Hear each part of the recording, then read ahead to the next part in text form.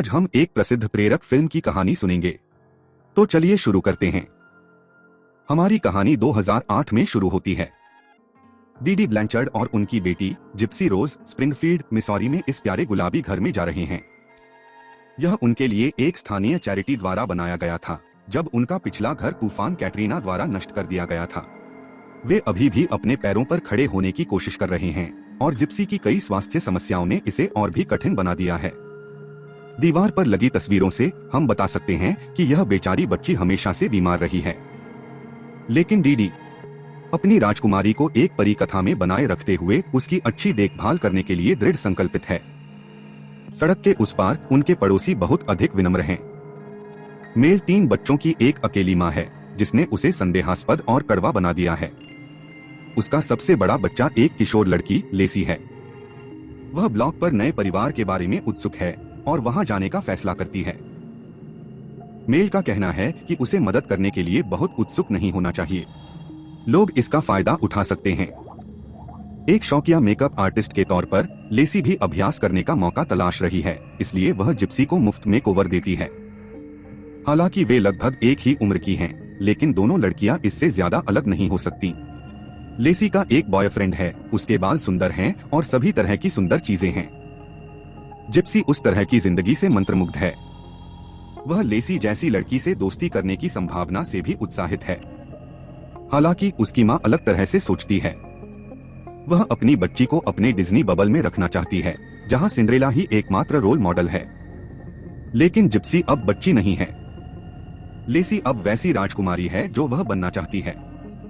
लड़की के जाते ही डीडी उससे सारा मेकअप उतरवा देती है। अगले दिन मेल अपनी दोस्त शेली के साथ पोर्च पर बैठी हुई डीडी नमस्ते कहने आती है और जिप्सी के पूरे मेडिकल इतिहास के बारे में उन्हें बताना शुरू कर देती है। विचार यह है कि उन्हें समझाया जाए कि वह कितनी नाजुक है, इस उम्मीद में कि यह उसे दोस्ती के लिए अयोग्य बना देगा। लेकिन फिर लेसी उसे कुछ कोक ऑफर करती है। डीडी पूरी तरह से गुस्से में आ जाती है जब वह देखती है कि उसका छोटा हाथ कैन की ओर बढ़ रहा है। इससे पहले कि वे समझा पाते कि उसके पास वास्तव में कोई एपिपेन नहीं है, वह एपिपेन के लिए बैकपैक की ओर भागती है। घबराकर हंसते हुए डीडी बताती है कि उसे चीनी से एलर्जी है। घर पर वह कहती है कि वे इसके बजाय कुछ पिज्जा खा सकते हैं। हम उसे ब्लेंडर में 2 स्लाइस डालते और पिज्जा को उसी चिपचिपे चीज में बदलते हुए देखते हैं जो उसने नाश्ते में खाया था।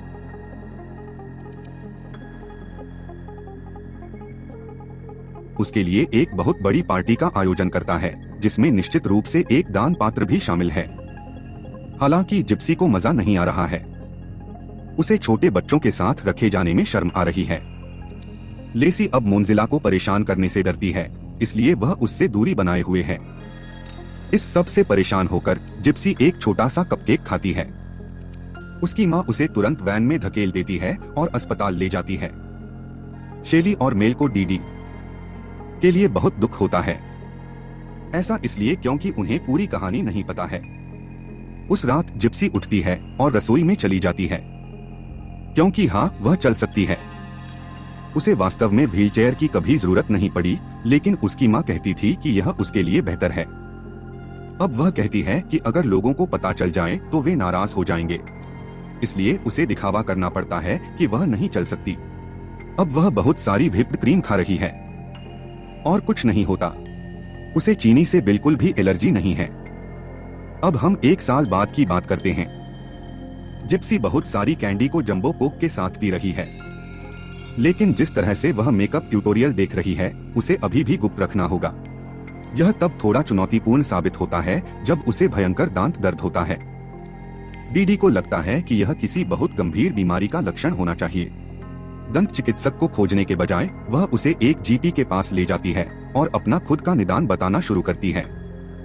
इसमें कई आक्रामक प्रक्रियाएं शामिल हैं, लेकिन डॉक्टर उसे एक विशेषज्ञ डॉक्टर चंद्रा के पास भेजते हैं।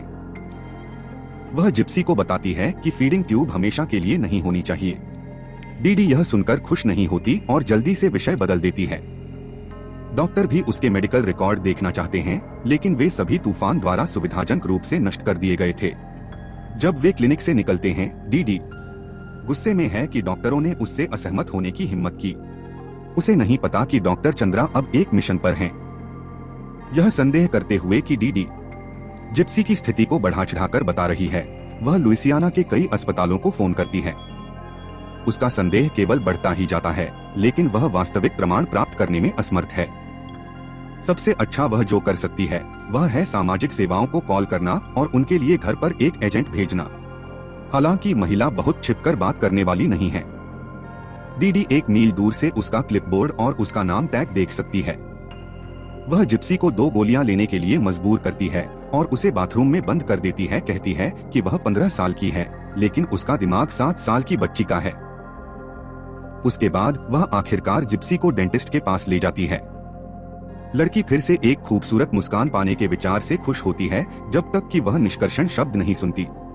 वह बिना दांतों के और बुरी तरह सूजे हुए चेहरे के साथ उठती है। डीडी जल्द ही उसे नए दांत लगवाने का वादा करती है, लेकिन वह बेसुध है। 2011 तक जिप्सी पहले से ही अपने नकली दांतों की आदी हो चुकी थी। डीडी अभी भी उसकी ओर से हजारों डॉलर का दान एकत्र कर रही है और एकमात्र कार्यक्रम जिसमें जिप्सी को भाग लेने की अनुमति है वह है गीक सम्मेलन। डीडी उसकी पोशाक चुनती है और निश्चित रूप से यह सिंड्रेला है। जब वे कार्यक्रम में पहुंचते हैं, डीडी कहती है कि उसकी बेटी 15 साल की है। लेकिन 1 मिनट रुकिए, वह 2 साल पहले 15 साल की थी। उसके दस्तावेजों में टाइपो के बारे में कुछ कहता है, लेकिन गारंटी देता है कि उसका जन्म 1995 में हुआ था। जिप्सी को यकीन है कि उसने एक बार कहा था कि यह 1993 था। शेली भी सम्मेलन में है और वह जिप्सी को 1 मिनट के लिए देखने की पेशकश करती है, जबकि डीडी बाथरूम जाती है।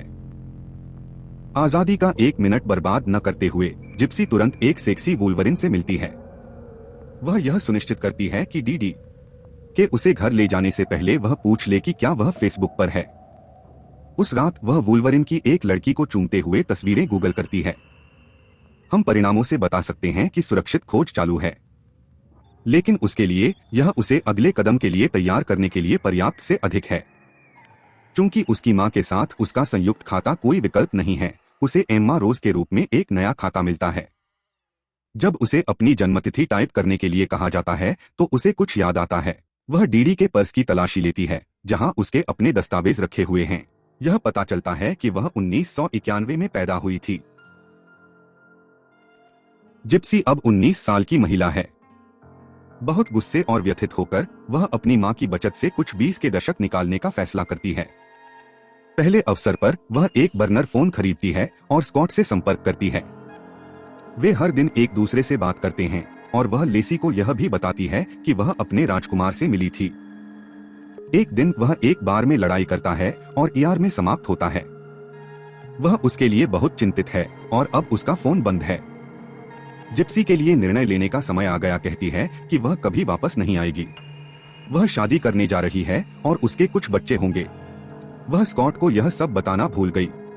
उसे चलते हुए देखकर वह पूरी तरह से चौंक गया और उसे अपने साथ घर ले जाने से थोड़ा परेशान भी हुआ। जब डीडी दरवाजे पर आती है और हंगामा करती है तो स्कॉट अपनी खुद की दुल्हन को छोड़ने में खुश होता है। और जब वे घर पहुंचते हैं तो वह जिप्सी को व्हीलचेयर पर कार से बाहर निकलने के लिए मजबूर करती है, भले ही कोई देख न रहा हो। 2013 में डीडी को जिप्सी के जन्मदिन पर अस्पताल से एक कॉल आती है। उन्हें लगता है कि वह आज 18 साल की हो रही है। इसका मतलब है कि किसी भी आक्रामक प्रक्रिया के लिए उसकी हस्ताक्षरित सहमति की आवश्यकता होती है। इस बिंदु पर डीडी का अभी भी जिप्सी पर कुछ भावनात्मक नियंत्रण है।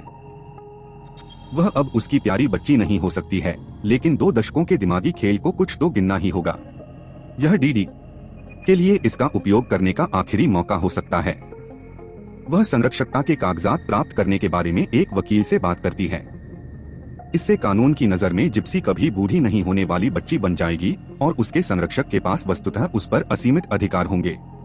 लेकिन दस्तावेज के नाटकीय निहितार्थों के कारण एक न्यायाधीश द्वारा उस पर हस्ताक्षर करने से पहले पूरी जांच की जाती है। इसमें कोई संदेह नहीं हो सकता कि जिप्सी मानसिक रूप से अक्षम है। एक संक्षिप्त पूर्वाभ्यास के रूप में वकील उससे कुछ सवाल पूछता है। डीडी उसके हाथ पर एक खतरनाक हाथ रखती है। जिप्सी तब अपनी ही आवाज सुनती है, जो खुद को अनपढ़, भ्रमित और अपनी मां के बिना कुल मिलाकर असहाय बताती है।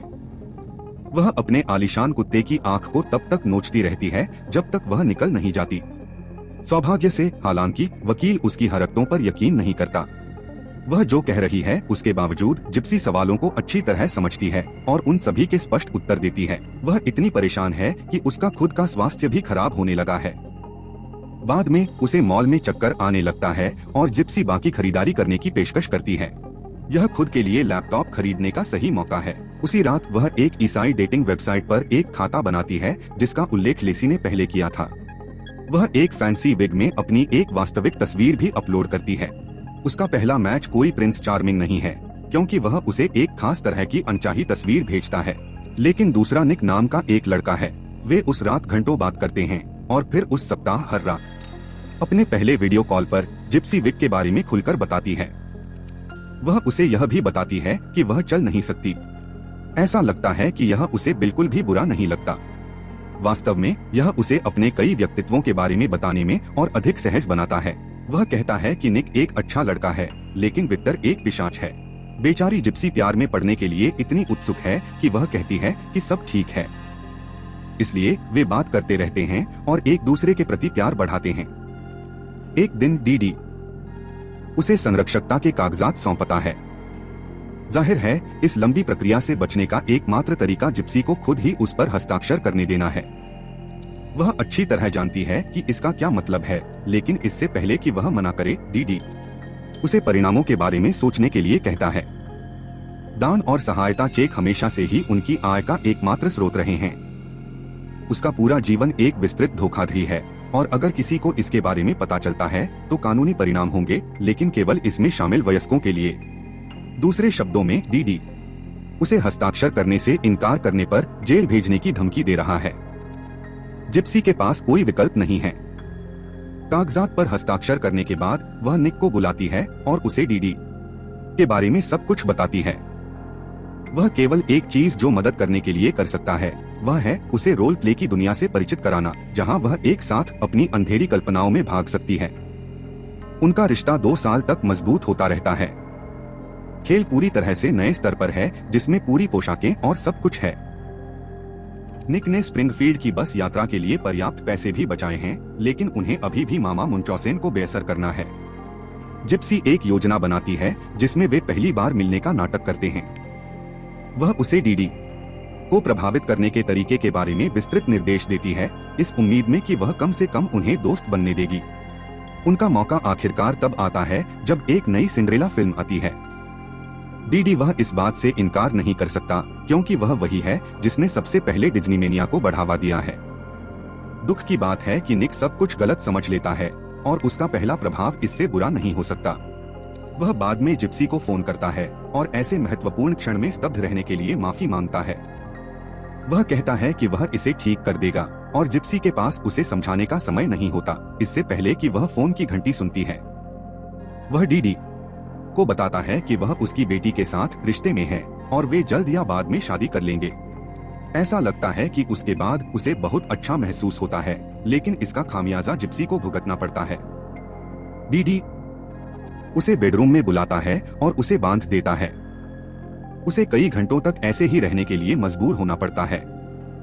जैसे ही वह अपने हाथों का फिर से उपयोग कर पाती है, जिप्सी विक्टर के लिए निक को संदेश भेजती है। उसे अपनी माँ से हमेशा के लिए छुटकारा पाने के लिए उसके गहरे रंग की जरूरत है। कुछ दिनों बाद माँ और बेटी मॉल में हैं। जिप्सी को फिर से बाथरूम का बहाना बनाना पड़ता है, क्योंकि यह एकमात्र जगह है जहाँ उसे अकेले जाने की अनुमति है। वह एक शिकार करने वाला चाकू और एक कंगारू प्लशी खरीदती है। यह खिलौना डीडी को लंबे समय तक अनुपस्थित रहने का औचित्य साबित करने के लिए एक उपहार है। बाद में वह चाकू के साथ एक तस्वीर लेती है और इसे प्रेरणा के रूप में निक को भेजती है। अगली सुबह निक स्प्रिंगफील्ड जाने वाली बस में है। वह दरवाजे पर पहुंचकर जिप्सी को संदेश भेजता है और वह उसे अंदर आने देती है। भयानक चीखें सुनाई देती हैं। कुछ मिनट बाद बाहर एक टैक्सी इंतजार कर रही होती है। निक और जिप्सी उसमें बैठ जाते हैं। वे एक मोटल में रात बिताते हैं। अगले दिन वे अपने पास हथियार के साथ पकड़े जाने से बचने के लिए चाकू को खुद को मेल कर देते हैं। बस स्टेशन पर उन्हें पता चलता है कि निक वापसी की यात्रा बुक करना भूल गया है। विस्कॉन्सिन के लिए अगली बस अब से 2 दिन बाद है। जिप्सी घबरा जाती है और वे उसी मोटल में वापस भागते हैं। उनकी दूसरी रात साथ में पहली रात जितनी मजेदार नहीं होती। निक की अक्षमता स्पष्ट रूप से उसे परेशान कर रही है। उसका मूड तभी सुधरता है जब वे आखिरकार विस्कॉन्सिन पहुंचते हैं और निक की मां कैथी से मिलते हैं। यह सोचकर कि जिप्सी की मां ने उसे घर से निकाल दिया है, कैथी उसे कुछ समय के लिए उनके साथ रहने देने के लिए सहमत हो गई। लेकिन परीक्षा धीमी गति से ढहती रहती है। उसका नया बेडरूम बहुत ही गंदा और अव्यवस्थित है। रसोई पूरी तरह से खाली है। निक ने घोंसले के अंडे के पैसे से खाना खरीदने का सुझाव दिया, लेकिन वह कहती है कि पैसा उनके भविष्य के लिए है। जिप्सी कमरे में वयस्क की तरह लगती है, लेकिन ऐसा केवल इसलिए है क्योंकि दूसरा व्यक्ति निक है। इतना कि भोजन की समस्या को हल करने के उसके विचार में हत्या करने के 3 दिन से भी कम समय बाद कानून तोड़ना शामिल है। हालांकि डीडी से इतने सालों तक सीखने के बाद वह एक कुशल दुकानदार बन गई है और वे पकड़े नहीं जाते हैं। घर पर कैथी बच्चों को खुद की देखभाल करते हुए देखकर खुश होती है। शायद यह लड़की आखिरकार एक सकारात्मक प्रभाव है। लेकिन फिर वे डॉक्टर फिल और सामान्य रूप से पारिवारिक मुद्दों के बारे में बात करना शुरू करते हैं। कमरे में एक भगोड़ी राजकुमारी के साथ उसकी पागल मां के विषय में न आना मुश्किल है। कैथी और उसका पति इस बारे में थोड़ा लापरवाह हैं, जो जिप्सी को उसके बचाव में उन सभी अच्छी चीजों को सूचीबद्ध करने के तुरंत अपनी मां को फोन करती है। जल्द ही पड़ोसी गुलाबी घर के बाहर इकट्ठा हो जाते हैं, पुलिस का इंतजार करते हुए। शाम को डीडी मिल जाती है। उसी समय निक के सौतेले पिता ने घोषणा की कि उसके लिए एक पैकेज है। यह चाकू है। जिप्सी इसे छुटकारा पाने के लिए इंतजार नहीं कर सकती, लेकिन निक कहता है कि यह चिकन की रात है और उसका खाना ठंडा हो जाएगा। उसे यह एहसास होने लगा है कि 7 साल के बच्चे का दिमाग वास्तव में ऐसा ही दिखता है। हालांकि उसके बचाव में वह वही थी जो फेसबुक पर लोकेशन बंद करना भूल गई थी। घर जल्द ही पुलिस की कारों और स्वाट टीमों से घिर जाता है। उन दोनों को हिरासत में ले लिया जाता है। तीसरे कमरे में कैथी यह सुनकर भयभीत हो जाती है कि चाकू उस लिफाफे के अंदर पाया गया था। स्प्रिंगफील्ड में वापस लेसी और मेल जिप्सी को कोर्ट रूम में जाते देख चौंक जाते हैं। उस पर और निक पर प्रथम श्रेणी की हत्या का आरोप लगाया जाता है। उसके वकील ने उसे अपनी कहानी को सच्चाई के करीब कुछ और बताने की सलाह दी। अकेले टेक्स्ट मैसेज ही यह साबित करने के लिए पर्याप्त हैं कि यह सब उसका विचार था। उसके बचाव के लिए मेडिकल रिकॉर्ड आवश्यक हैं।